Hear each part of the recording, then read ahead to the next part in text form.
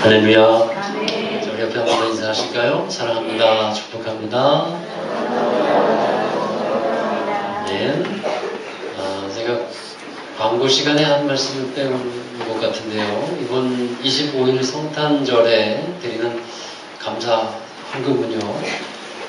우리가 필리핀에 얼마 전에 태풍으로 인해서 큰 피해를 입었는데 그곳에 보내서 그 교회, 그곳에 그 피해를 입은 교회가 꽤 많습니다. 우리 선교사님들이 사역하는 교회들이 있는데 그 교회에 보낸다고 이렇게 말씀을 드렸죠. 그래서 그 광고를 빼놓은 것 같아요.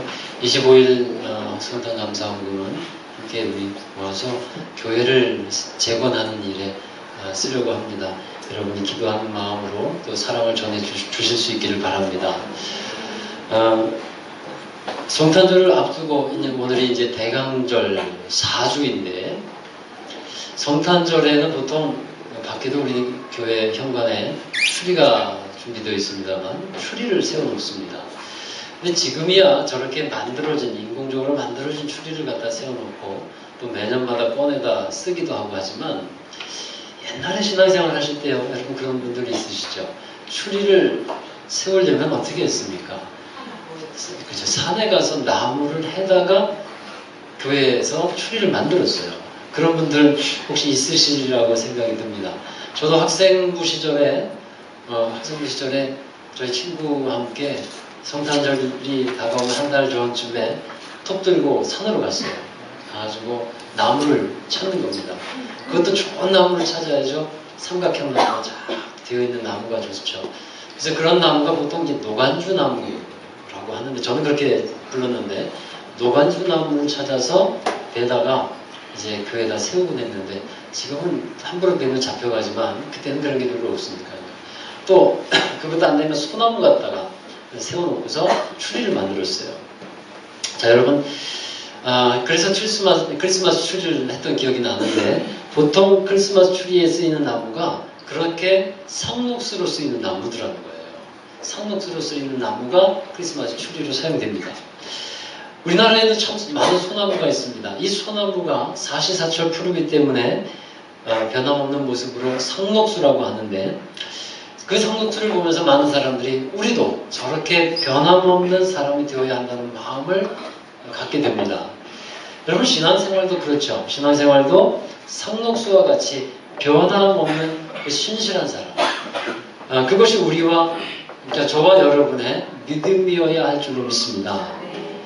요즘에 사회로부터 교회나 기독교에 대한 부정적인 얘기들이 참 많이 들리고 있어요. 교회가 부패했고 또 타락했고 목회자도 타락했고 그런 얘기들을 우리는 너무도 비일비재하게 이제는 듣게 됩니다. 지금의 교회에 이러한 얘기들을 들으면서 참담한 마음을 정말 금할 수가 없는데 며칠 전에도 교회에 관한 대형 뉴스가 보도가 되었죠. 그 보도를 보면서 많은 사람들이 비난을 하고요. 착잡한 마음으로 그 뉴스를 보게 되는데 그런 와중에 저는 더 큰 문제가 있다는 생각이 들어요. 문제는 뭐냐면 바로 그런 뉴스를 접하게 되면서 그리스도인들이 갖게 되는 혼란과 신앙적인 회의감이에요. 그런 나쁜 소식들이 신앙인들에게 주는 폐해가 있습니다. 그게 뭐냐면 제일 먼저는 냉소주의예요. 냉소주의. 그러니까 이제 그런 사건들이 막 보도가 되고 하면서 그 진위를 떠나서 그게 보도가 되면서 이런 생각을 갖게 되는 거예요. 교회가 그렇지 뭐. 성도들이 다 똑같지 뭐. 목사는 더 나쁘지 뭐. 이런 식으로 사람들이 냉소적으로 그 마음을 갖게 돼요. 이런 차가운 마음을 또 교인들이 갖게 될까봐 제 마음이 참 두렵습니다. 교회가 희망이라고 하는데 그 희망이라는 마음을 내려놓게 될까봐 제 마음이 참 걱정이 돼요.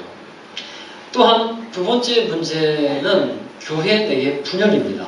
서로 비판과 질책이 많아지다 보면 의견이 갈려지기 마련이거든요. 그러다 보면 감정도 상하게 됩니다. 그러한 가운데서 교회가 분열하게 되고 또 싸움을 경험하게 되는 겁니다. 그게 무섭고 두려운 일이에요. 교회에 어떤 상처를 받았다고 하는 분들을 보면 교회의 아픈 역사들을 갖고 있어요. 교회의 분열이라든가 또 어떤 갈등이라든가 이런 속에서 뭐 개인적으로 누구한테 받았다는 상처보다 그 교회 자체가 사랑으로 화합하지 못하는 모습 가운데서 마음에 상처가 되는 거예요. 그런 것이 있을까봐 또 두렵고 걱정이 되는 겁니다. 제가 이제 설교를 하는 가운데서 세운 원칙이 몇 가지 있는데 그 중에 하나가 뭐냐면 비판하는 설교하지 말자라는 게 제 설교의 원칙 중에 하나입니다.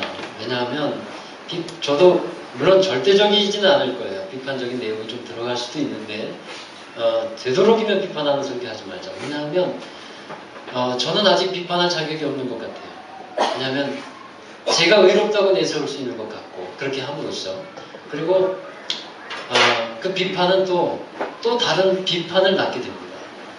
그러다 보니까 이 비판하는 설교는 은혜롭지 못하고 덕이 안 된다라는 확신이 있어요. 그래서 그러한 설교를 자제하게 되고 또 그런 비판과 비난은 이미 제가 안 하더라도 밖에서 많은 사람들이 하고 있습니다.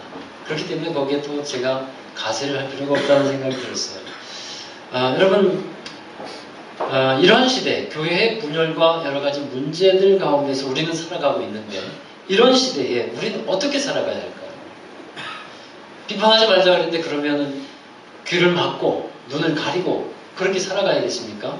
그것은 아니죠. 우리는 세상의 소리에 경청을 해야 돼요. 세상의 소리를 들을 수 있어야 돼요. 그러나 함께 비판에 동참하자는 얘기가 아닙니다. 대신에 우리 자신의 모습, 우리 자신의 현실을 먼저 바라볼 수 있어야겠다는 거예요. 오늘 말씀의 제목이 부패하지 않는 그리스도인인데 제목을 정하고 나니까 이런 말씀이 생각나요. 이런 말이 생각났어요. 나이가 들어도 얼굴이 잘 늙지 않는 그 탤런트 같은 사람들을 여자 탤런트를 뭐라고 얘기하냐 들은 적이 있어요. 방부제 미인이라고 들어보셨습니까? 방부제 미인. 그래서 제목을 바꿀까도 생각했어요. 방부제 크리스찬. 근데 이제 그냥 부패하지 않는 그리스도인이라고 말씀을 따라서 했는데 자 여러분 방부제 그리스도인이라고 하면 또 부패하지 않는 그리스도인이라면 무엇 때문에 그 사람이 부패하지 않는 것일까요? 오늘의 말씀의 핵심은 거기에 있어요. 우리가 부패하지 않는 성도, 부패하지 않는 교회가 되어야 되는데 어떻게 하면 그렇게 우리가 살아갈 수 있을까? 오늘의 말씀의 핵심이 거기에 있습니다. 그것을 유념해서 여러분 들어보시기 바라요. 예수님이 이런 말씀했습니다. 너희는 세상의 빛이요 너희는 세상의 소금이다. 이렇게 가르쳐주고 있는데 왜 그리스도인이 부패했다고 하고 그리고 타락했다는 말을 듣게 되는 것일까요? 빛이 되어야 하는 사람에게서 빛이 사라졌기 때문에 그래요. 사람들은 빛을 기대합니다. 그런데 빛이 비춰지지 않으니까 부패했다는 얘기를 들어요. 또 소금이 되어서 부패를 방지하는 사람이 되어야 하는데 그 그리스도인이 소금을 잃어버렸어요. 그렇기 때문에 밖에 버리어서 주님의 말씀대로 밝혀지는 그러한 현실이 되는 겁니다. 우리가 두려워해야 하는 것이 여기에 있어요. 내가 빛을 잃어버린 성도는 아닐까? 내가 맛을 잃어버린 성도는 아닐까? 그러니까 여타 많은 비난의 얘기들을 우리가 바라보기 전에 먼저 내가 하나님 앞에서 그리고 세상 앞에서 변질된 사람은 아닐까? 그것을 먼저 바라보자 하는 것입니다. 그랬을 때 내 안에 부패된 것들, 변질된 것들이 발견될까봐 그것이 있을까봐 사실은 두려워해야 한다는 것이에요. 3절의 말씀에 보면 오늘 16장 3절에 보면 바울이 두려워하는 것이 있어요. 바울이 두려워하는 것은요. 무엇이 두려워지냐면 성도들의 믿음이 부패하는 것을 두려워한다. 그렇게 말씀하고 있어요. 부패한다는 것은 변절된다는 것인데 부패한 신앙인, 부패한 성도가 되는 것. 이것이 우리가 정말 경계해야 되는 것이고 두렵고 떨린 마음으로 하나님 앞에서 세상 앞에서 살아가야 하는 모습이라는 말씀입니다. 자, 우리 고린도후서 11장 3절의 말씀 읽어보시겠습니다. 같이 읽습니다. 뱀이 그 간계로 하와를 미혹한 것 같이 너희 마음이 그리스도를 향하는 진실함과 깨끗함에서 떠나 부패할까 두려워하라. 아멘. 사도 바울은 믿음의 사람입니다. 그의 사역에는 많은 혼란과 역경과 고난이 있었어요. 그가 받은 고난이 얼마나 많았냐 하면 고린도후서 11장 24절에서 27절에 보면 그가 받은 고난이 나와 있습니다. 그것이 전부는 아니겠지만 좀 요약해서 사도 바울이 전해주고 있는데요. 한번 보세요. 읽어보시겠어요? 유대인들에게 40에서 하나 감한 배를 5번 맞았으며 3번 태정으로 맞고 1번 돌로 맞고 3번 파손하고 일주일을 깊은 바다에서 지냈으며 여러 번 여행하면서 강의 위험과 강도의 위험과 동족의 위험과 이방인의 위험과 신의 위험과 광야의 위험과 바다의 위험과 거짓 형제 중에 위험을 당하고 또 수고하고 애쓰며 여러 번 자지 못하고 졸이며 목마르고 여러 번 굶고 춥고 헐벗으노라. 자, 이것이 바울이 당한 고난의 목록이었습니다. 이 중에 우리가 하나만 당했어도 참 견디기 어려운 것일 텐데 바울은 벌써 몇 가지를 당하는 겁니다. 근데 사도 바울에게 있어서 이런 고난과 환난은 두려움의 대상이 아니었다라는 거예요. 믿음으로 그 모든 환난과 두려움은 넉넉히 이겨가는 것들이었어요.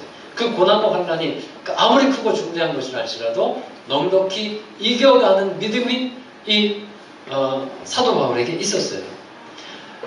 그런데 그의 마음에 눌림이 되고 약함이 되는 게 있습니다. 그의 마음에 근심이 되고 두려움이 되는 것이 있어요. 이런 것은 다 두렵지 않는데 근데 두려워지는 것이 있었다는 거예요. 그것이 뭐냐면 성도들의 믿음이 변질될 거예요. 이것이 그들 사도 바울은 두려웠다는 겁니다. 그러니까 믿음의 대장부였던 사도 바울이 가장 근심하고 약한 마음을 갖는 것이 바로 교회와 성도였다라는 것입니다.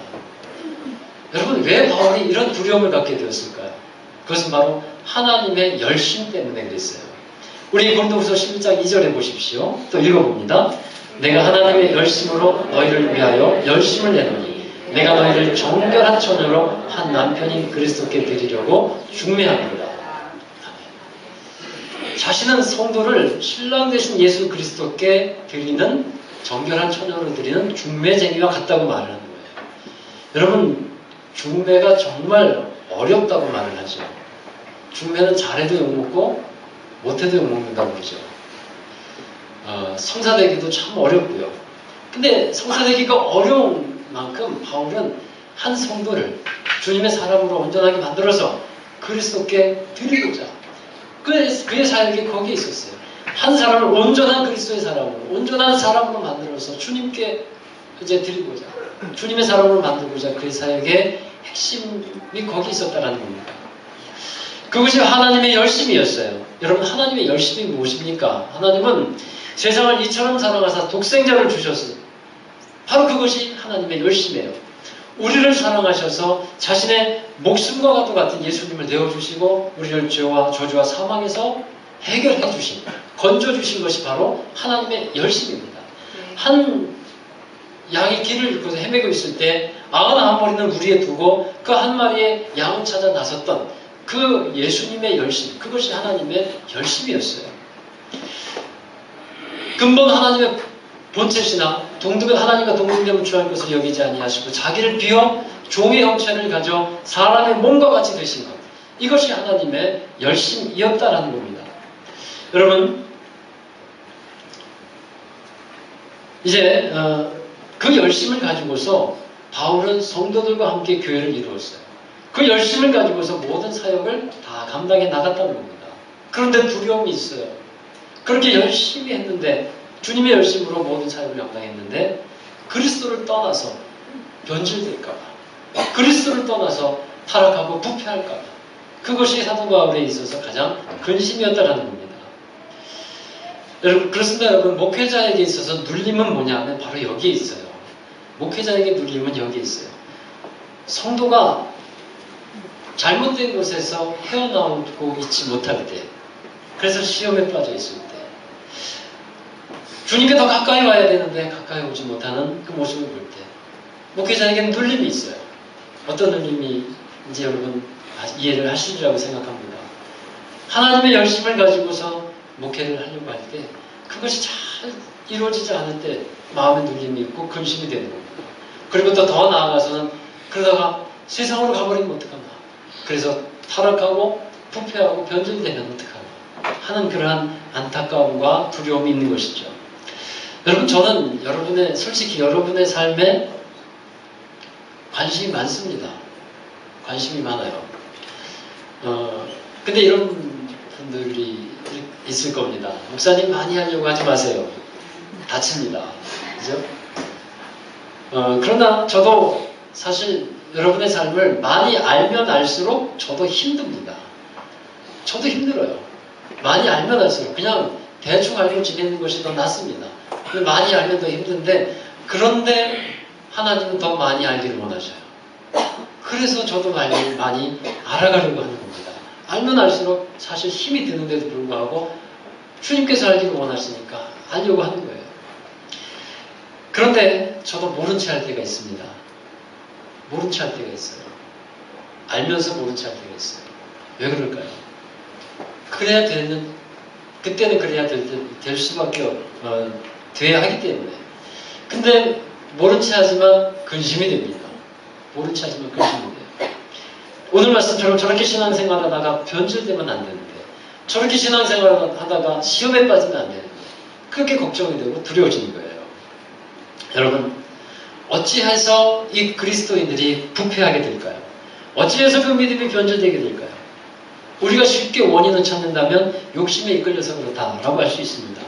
자기의 정욕을 이기지 못해서, 죄를 이기지 못해서 그렇게 되었다고 말할 수 있습니다. 그러나 그것보다도 더 본질적인 이유가 있습니다.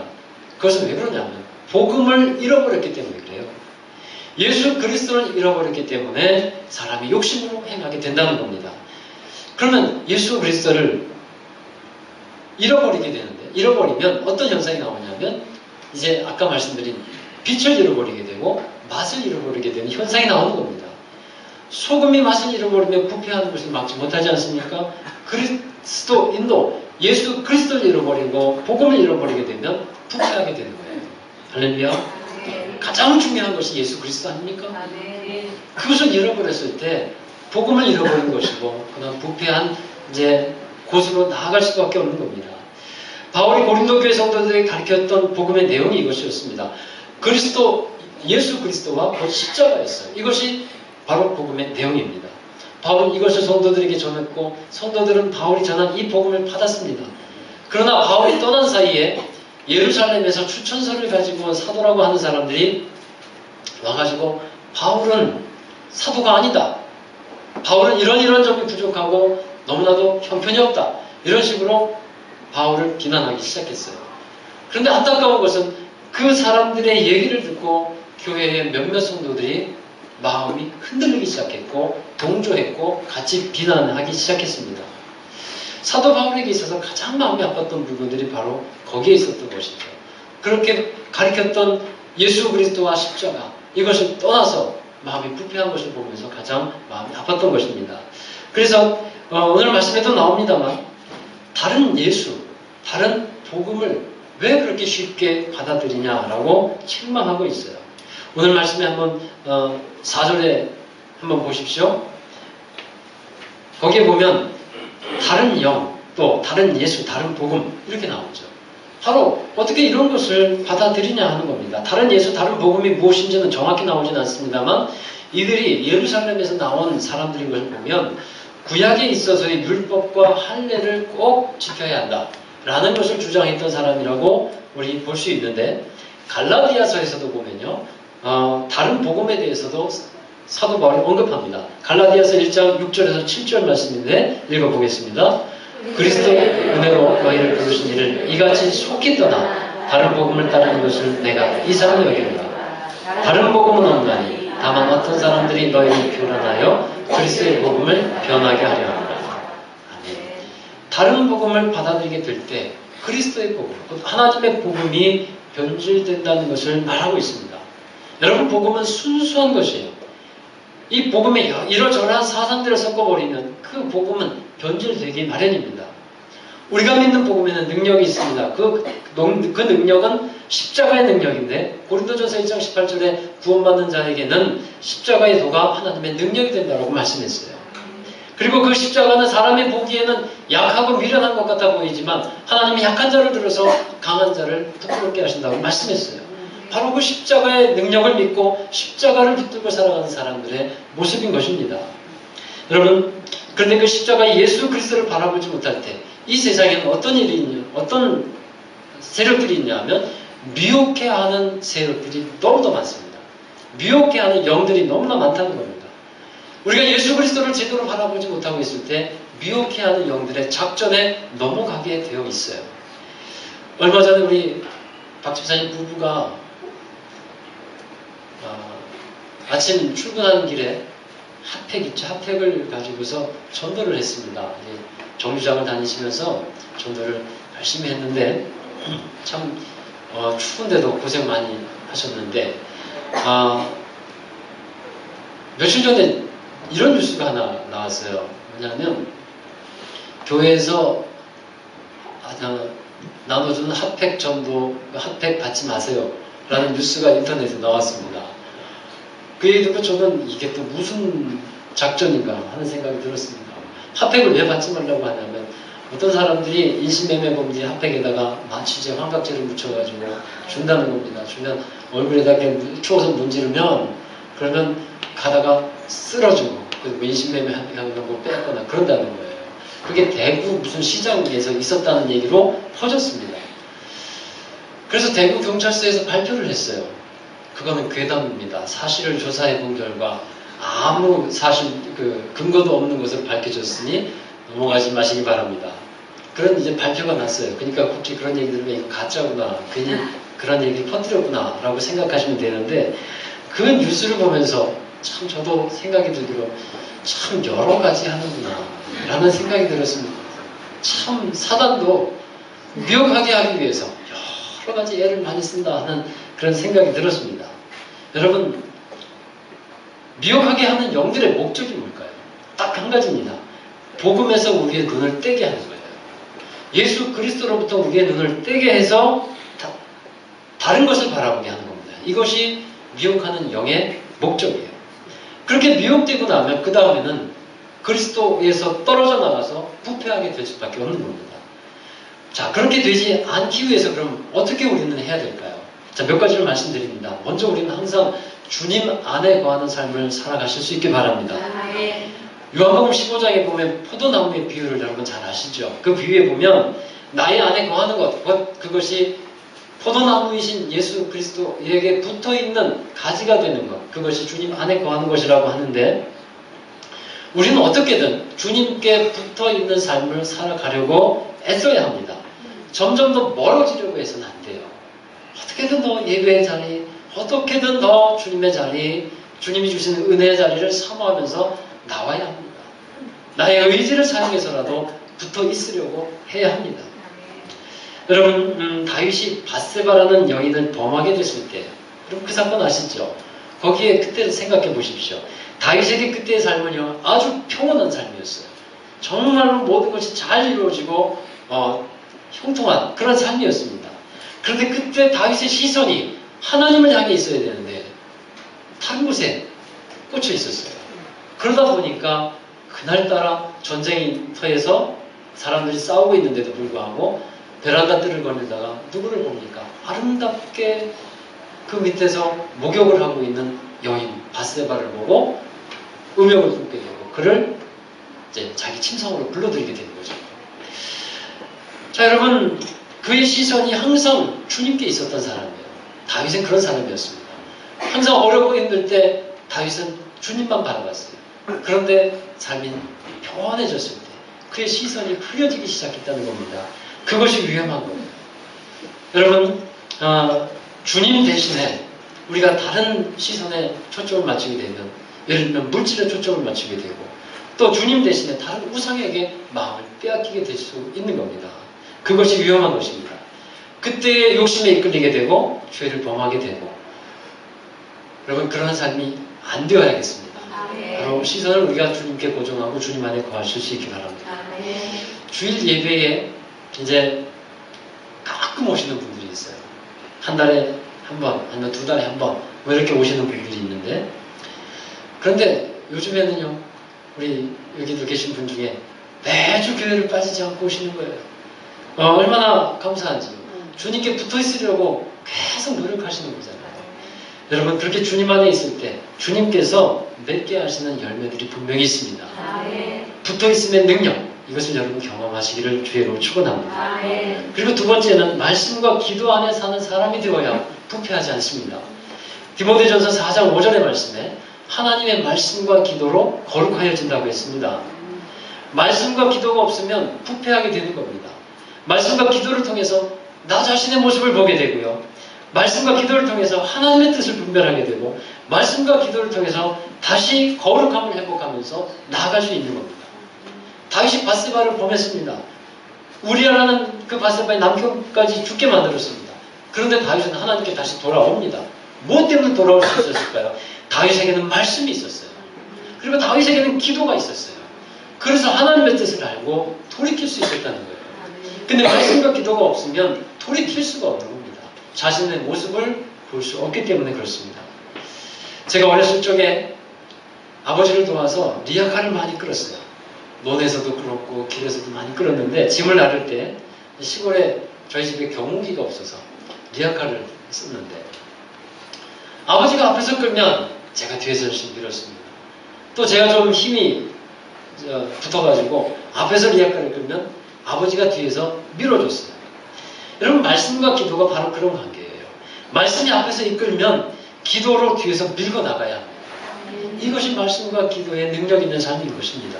그렇게 말씀과 기도가 잘 이루어질 때 그 사람이 거룩해질 수 있고 주님이 받으시는 삶, 주님 안에서 부패하지 않고 늘 새로워지는 삶을 살아갈 수 있게 됩니다. 아멘. 자, 그 다음에 이 복음이 한 사람의 안에 들어가서 역사하게 되면요. 그 다음에 어떤 일이 일어납니까? 말씀이 들어가면 변질이 아니고 변화되는 삶이 일어나게 되는 겁니다. 고린도후서 10장 5절의 말씀에 같이 읽어보시죠. 하나님을 아는 것을 대적하여 높아진 것을 다 무너뜨리고 모든 생각을 사로잡아 그리스도에게 복종하게 하라. 여러분 왜 하나님이 여러분의 삶에 여러분에게 역사가 안 될까요? 그것은 하나님보다도 더 높아진 것이 많기 때문에 그래요.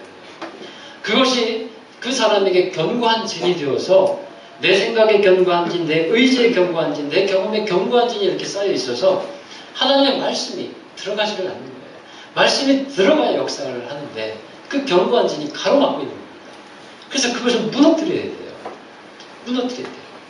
예레미야 선지자라고 들어보셨죠? 그 예레미야 선지자에게 주신 사명이 있는데 이스라엘이 타락했고요. 제사장들이 타락했고 백성들이 다 타락했을 때 하나님이 주신 소명이 그겁니다. 무너질 것들, 부패한 것, 썩은 것 다 뽑아버리라는 거였어요. 그것이 예레미야에게 주신 소명이었습니다. 무너질 것은 무너져야 합니다. 뽑아질 것은 뽑아져야 되고 파괴될 것은 파괴돼야 돼요. 그리고 그 위에 하나님께서 주신 소명은 뭐냐면 다시 세워라. 그 위에 다시 건설해라. 다시 심고 건설하는 사명을 예레미야에게 주신 거예요. 자, 여러분 주님의 말씀과 기도로 거룩함을 이루어가는 여러분 되기를 바랍니다. 말씀에 비춰봤을 때 그 거울과 같아서 나에게 그 부패한 것들, 썩은 것들, 이런 것들이 보인다면 여러분 그 말씀을 통해서 파멸해버리는 여러분 되어야 할 줄로 믿습니다. 마지막으로 우리가 부패하지 않는 성도가 되기 위해서는 살아있는 믿음을 가져야 돼요. 오늘 말씀 3절에 한번 보십시오. 너희 마음이 그리스도를 향하는 진실함과 깨끗함에서 떠나 부패할까 두려워함이라 했습니다. 진실함과 깨끗함이라는 말씀이 있는데 진실함과 깨끗한 성도, 진실한 믿음, 깨끗한 믿음이 있는 성도, 여러분 이것이 살아있는 믿음인 줄로 믿습니다. 야고보서에 보면 살아있는 믿음이란 어떤 사람이라고 합니까? 행함이 있는 사람이라고 말씀하고 있어요. 마태복음에서는 주님은 반석 위에 집을 지은 사람은 주님의 말씀을 듣고 지키고 행하는 사람이라고 말씀합니다. 요한 사도도 사랑하는 것에 대해서 말씀하면서 말과 혀로만 사랑하지 말고 행함과 진실함으로 해라. 그렇게 말씀하고 있어요. 여러분 믿음의 능력은 말에 있지 않다는 겁니다. 행함에 있는 것입니다. 사람이 사람에게 왜 실망할까요? 말과 행동이 다를 때 실망하게 되는 거예요. 그 말에 진심이 담겨져 있는 줄 알았는데 행동을 보니까 진실을 발견하지 못하니까 실망하는 겁니다. 말은 얼마든지 잘할 수 있어요.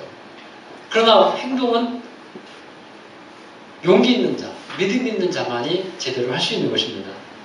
또 하나님을 믿는 데 있어서도 그 진실함이 하나님을 감동시키는 것입니다.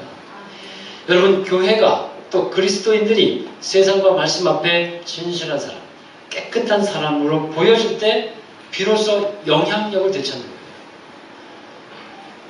거예요. 초대교회를 여러분 보시면요. 초대교회는 당시에 그 지역에 굉장히 영향력 있는 교회가 되었어요. 왜냐하면 하나님을 믿는 믿음과 행함이 아주 일치가 되었고 또 사람으로 섬기는 일들에 있어서도 진실함으로 보여줬습니다. 믿음과 순종함이 아주 잘 이루어졌던 교회예요. 그러다 보니까 밖에서 사람들로부터 칭찬을 들었죠. 그러다 보니까 날마다 구원받는 수가 늘어났고 또 평안하게 든든히 서가는 역사가 일어난 줄로 믿습니다. 사람들에게서 교회 다니는 사람이나 안 다니는 사람이나 똑같다. 이런 말을 듣는다면 이것은 정말 부패한 거예요. 여러분, 나부터 부패하지 않기를 바랍니다. 우리가 누구를 지적하기 전에 나부터 그렇게 해야 합니다. 나부터. 주님은 세상에 빛으로 오셨습니다. 우리도 세상에 빛을 비추는 사람이 되어야 할 것입니다. 우리 안에 주님이 계실 때 그 빛이 드러나는 거예요. 여러분, 우리는 착각하지 말아야 될 것은요. 나 혼자는 비춥니다. 우리는 발광체가 아닙니다. 우리 안에 주님이 계실 때 빛을 비추게 되어 있는 겁니다. 부패하지 않는 그리스도인. 부패하면 냄새가 나거든요. 상한 냄새가 납니다. 여러분, 사람들이 밖에서 지적하는 비난의 얘기들은요. 다 썩은 냄새가 난다. 부패한 냄새가 난다라고 하는 그런 소리인 거예요. 그러나 건강한 그리스도인, 정말 생기 있는 그리스도인, 하나님 보실 때 건강한 사람들은 생명에서 생명으로 이어지는 그리스도의 향기가 나는 것입니다. 여러분 안에 그런 복음의 빛이 비춰지는 줄로 믿습니다. 그리고 생명의 향기가 있는 줄로 믿습니다. 그래서 생명에서 생명으로 이어지는 주님의 사람, 주님의 능력을 나타내고 영향력을 나타내는 저와 여러분 또 우리 교회 모든 성도들 되시기를 주의 이름으로 축원합니다. 기도하겠습니다. 하나님, 이 땅에 세상에 빛으로 오시고 또 우리에게 빛을 전해주셨는데 그 빛을 어디에 갖고 있습니까? 그 빛을 세상에 비추고 사람들에게 비추고 있는지 돌아보기를 원합니다. 이제 주님께서 이 세상에 오신 성탄절을 앞두고 있습니다. 다시 한번 우리의 모습을 되돌아보게 하여 주시고 빛 되신 주님, 그 주님을 우리 마음 가운데 온전히 모시고 내가 비추는 것이 아니라 주님께서 비추는 빛을 빛된 삶을 살아갈 수 있게 하여 주옵소서. 그리고 또한 우리는 소금과 같은 사람이 되어서 맛이 없는 곳에 들어가서 맛을 내게 하고 썩어가는 곳에 들어가서 썩지 않게 하는 역할을 감당해야 할 줄로 믿습니다. 하나님, 그 영향력과 능력을 발휘하는 저희 모두가 되게 해 주시옵시고 먼저 우리가 썩지 않는 부패하지 않는 그리스도인이 되어서 하나님의 기쁨이 되고 그리스도의 향기가 되어 세상 앞에 설 수 있도록 인도해 주옵소서. 우리에게 은혜 주시고 능력 주신 주님 감사드리오며 예수님의 이름으로 기도합나이다. 아멘. 함께 자리에서 일어나셔서 화성의 찬양을 함께 부릅니다. 내는 주의 영광을. 자, 우리 눈을 들어서 믿음으로 주님을 바라봅시다. 그리고 찬양합니다. 내는 주의 영광. 내는 주의 영광을 보내 우리 가운데 계신 주님, 주님의 얼굴은 온 세상 영원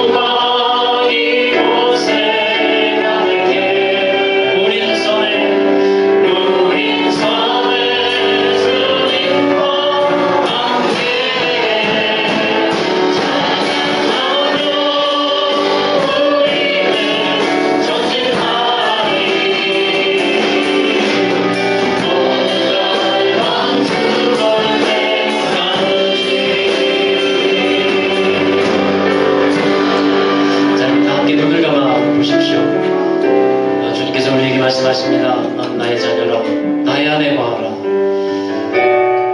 또 말씀하십니다. 너는 우리 안에 성령께서 계신 성전인 줄 알지 못하느냐. 우리가 주님 앞에 내 거룩함으로 온전함으로 살아가기를 원합니다. 하지만 우리 안에 부패된 것들이 이 시간에 주님의 말씀과 기도 가운데 발견되게 하여 주시옵시고 또한 결단하는 귀한 시간 되기를 원합니다.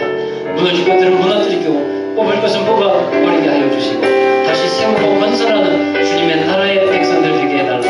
이 시간 한번 기도할 것은 정말 주님의 교회를 위해서 기도할 때 우리 이 땅에 세우신 교회들이 세상의 빛이 되고 소금이 되고 주님의 나라를 이루는 희망이 되고 있습니다. 우리 함께 교회를 위해서 또한 중보하면서 기도하겠습니다. 함께 기도합니다.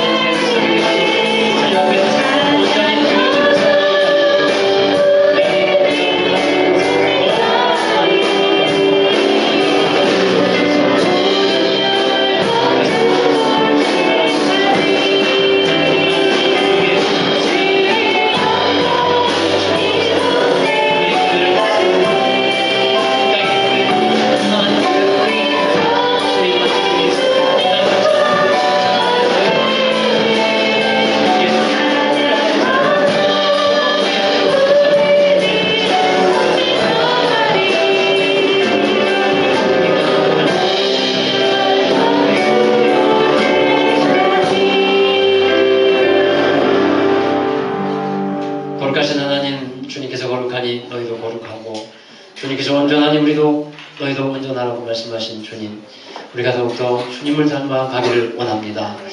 우리 안에 내면적으로 정말 거룩한 모습을 늘 갖게 하여 주시고 주님의 형상을 회복하게 하여 주시며 우리 안에 계신 주님께서 말씀하시는 대로 믿음과 순종함으로 살아갈 수 있게 도와주시옵소서.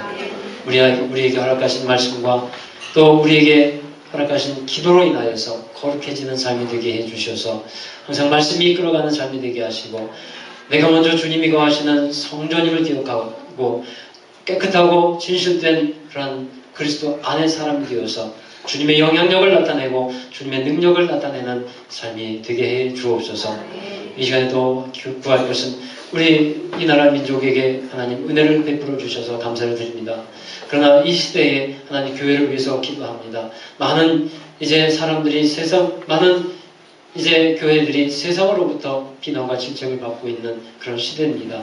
특별히 하나님 교회를 긍휼히 여겨주시고 복음 위에 바로 세워주시옵시고 우리부터 정말 주님의 복음과 말씀 위에 바로 서서 주님의 뜻을 온전히 이루어가는 교회가 되게 하시고 예수 그리스도의 빛과 또 소금 되신 그 역할을 잘 감당하는 우리 교회 모든 성도들 되게 하여 주옵소서.